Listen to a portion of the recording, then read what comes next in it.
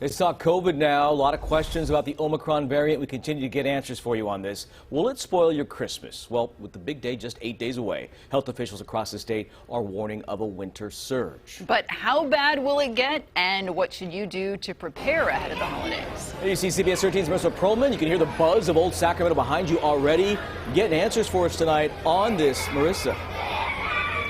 Yeah, Tony, what a difference a couple of days makes. Certainly feeling festive here in old Sacramento tonight. The lights are back on after days of being in the dark. And the last thing that everybody here wants to talk about, right, is another COVID surge and to think about having to cancel their plans. But experts say there are steps you can take to save your holiday and keep your family safe, too.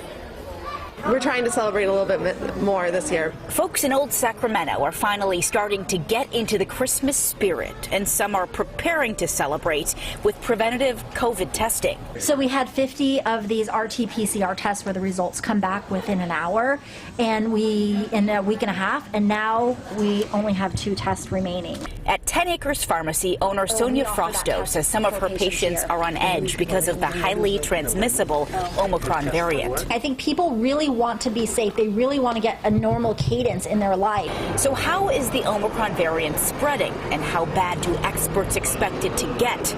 We're getting answers. The Institute for Health Metrics tracks the spread of COVID. This shows the COVID progression across the state through the holiday season. Experts predict steady growth in the number of infections, peaking the last week of January at 54,000 cases before gradually tapering off. It also tracks the number of projected deaths from COVID, peaking by mid-February at 390. We need to double down on the things that we know work. Infectious disease expert Dr. Dean Blumberg says now boosters and masking are crucial as families are getting together over the holidays. Already, statewide COVID hospitalizations are up 16% since November 24th. But he does say with a vaccine, most will be protected. There are some suggestions that Omicron may cause milder disease, that the increased transmissibility comes at a cost to the virus.